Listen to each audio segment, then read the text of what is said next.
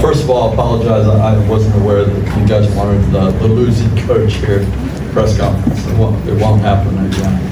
I'll come more quickly if I'm in that situation. I think you just gotta, give a lot of credit to UP. Their preparation was very, very good. Their composure was very, very good, and we were really competitive the first half, and I thought we didn't play well, and I thought we gave them some problems in the first half. They gave us a lot of problems in the first half in terms of, looking like well-oiled machines. But they came out in the third quarter, and obviously they sort of doubled down on their preparation, I think, and they looked super cohesive and, really knew where they were going with the basketball.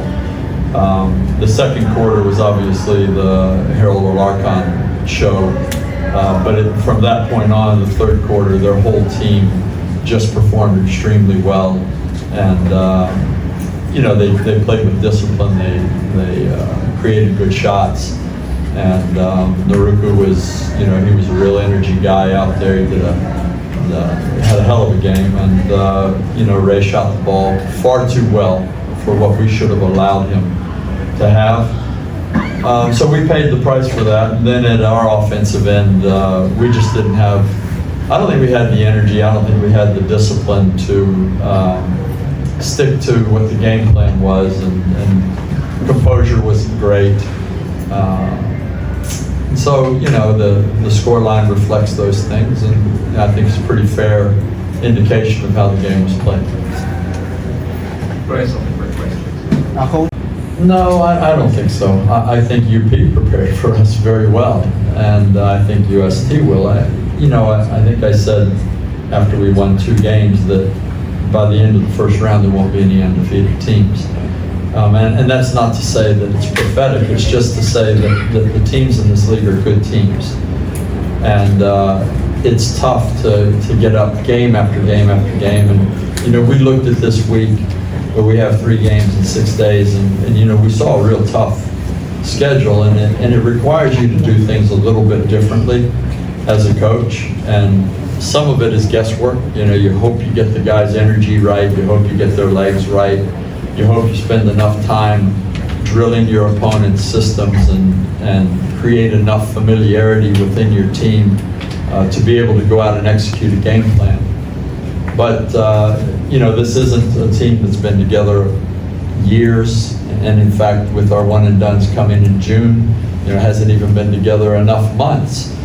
But that's just the battle that you fight, and every coach throughout the course of a season is going to have a tough week, some tough battles, and we're all trying to figure out the right formula to get ready, and obviously we didn't get it quite right for this game, and we've got 2 days before we got to play UST, so it's back to the drawing board, and let's try to get it right for the next one. And we're going to have even, without making an excuse, we're going to have even less energy reserves.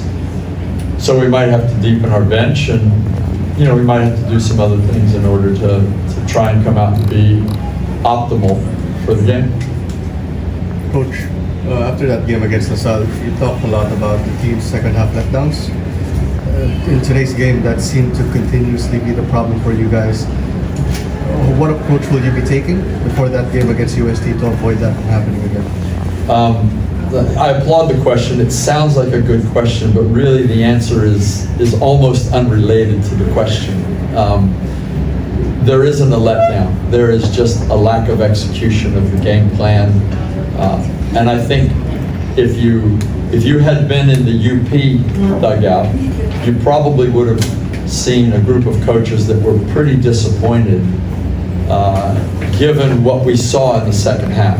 Because I went into the dugout at halftime, and I was wondering, did they really prepare well for us? Because Harold took over in the second quarter, and a team that's functioning on all cylinders doesn't really need that. Then they came out in the third quarter and they showed how good their preparation was. So full credit to the coaches, and I think Harold just got on a run, and the coaches just rode that a little bit. and we didn't answer the call. What adjustments we made just weren't effective in the second quarter. But then you just saw a really, really good UP team in the second half.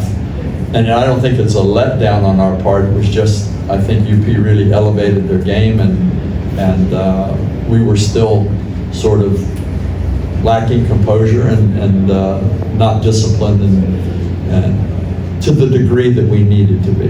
And we paid the price for that. Coach, what was the conversation back in the back?